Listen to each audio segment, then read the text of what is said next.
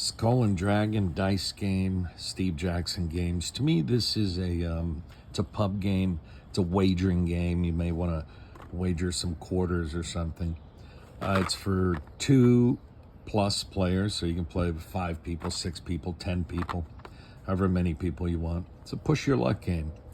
And there's only 2 dice in the instructions. That's it. So let me leave this here. Here are the instructions here. I had to wrap my head around the instructions because I think they try to condense the instructions to fit here.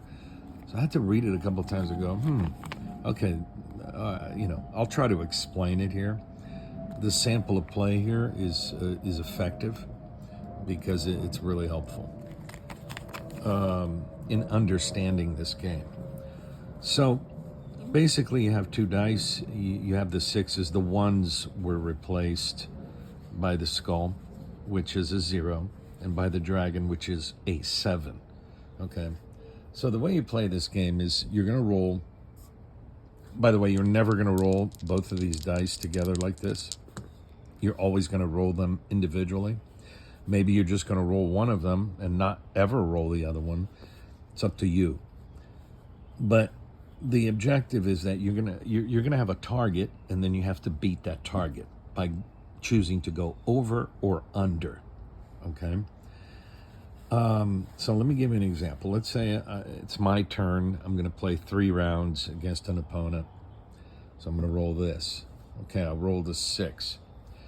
Now, I can stop here and use 6 as my target and choose to go over or under.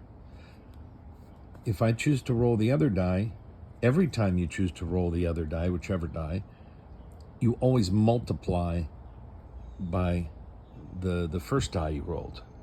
Okay, so I don't have to stop here. I don't have to use 6 as my target. I can roll this die and multiply. Okay. But let's say in this case I decide to stick with 6 and choose under. Okay, so I choose to go under.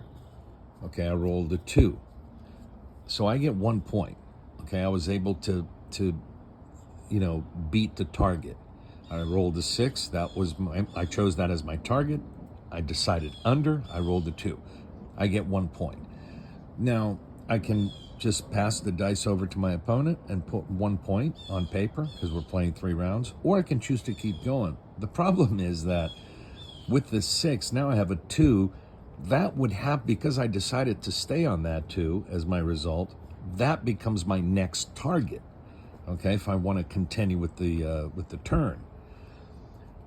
And I have to stick with my initial choice of going under. Now, how am I going to go under 2? I mean, I can either roll a 1 or a skull, and that's too risky. So I would stop and just make my point and give it to my opponent. But let's say on a second round, I would have made 1 point, and that's it. Let's say on a second turn, I rolled a 5, and now I'm going to roll the second die because I don't have to decide yet if I'm going to go over or under, right? Right? So I rolled a 7. So 5 times 7 is 35, right? So 35 is a big number. I decide to stop here. That's my target. And guess what? I'm going to go under. Okay? So easy first point, because for me to go under, actually, I'm going to roll the 7 first, because for me to make an additional point, right, I'll probably make a point here, right, because 35 is my target. I can go under 35 pretty easily. I can just roll 1 die and get 1 point and pass my dice over to the opponent. But I want to get more than 1 point. So I'm going to roll this, 3. Now, I could stay with the 3, but that would be stupid because then I would only be getting 1 point, right? I'm not going to risk, because if you risk and you don't get it, you lose all your points for this turn. So let's say we're on the second round. The first round I got 1 point, and my opponent got 1 point as well. So now we're in the second round. It's my turn. My target was 35. So now I have 12 because you multiply it. right? So 12 has to be my new target.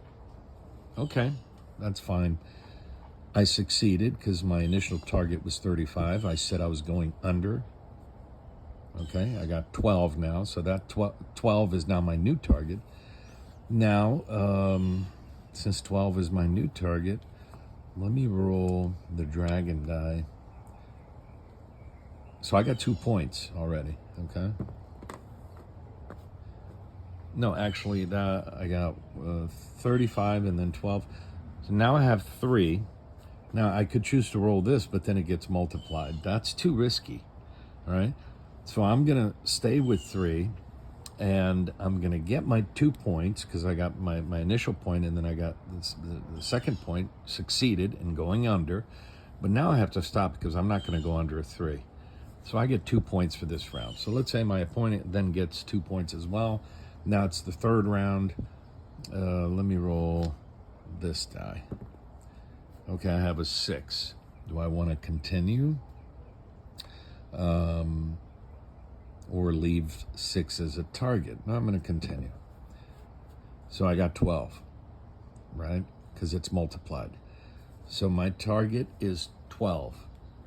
Let's see if I can beat my target. Let me roll the dragon die. Okay, my target is 12. I rolled a 6. Of course, I'm not going to roll the other one because then I have to multiply. So I'm going to stick with the 6, get 1 point. I hope you're understanding this. So I get 1 point. My new target is 6. Do I want to keep going? Yes, but I'm not going to roll the dragon die. I'm going to roll this one because I have a chance of getting a 0. So my new target is 6. I have to stick with under. So I did get a 0. So I did go under. And I get my second point here. So I put it there, and then I hand it over to my opponent. So you see how it goes. You can play 5 rounds and play with multiple people. You need a piece of paper. I hope that was clear. I think so. But if not, take a look at this example of play here. Let me see if I can put it here so you can see it. That example play will give you a good idea there. Maybe you can screenshot that. But I like this game as like I said, like a pub game, like a little wagering game, and you can play with as many people as you want. And it's only 2 dice. I think that's really cool. Skull and Dragon dice game by Steve Jackson Games. Go get one.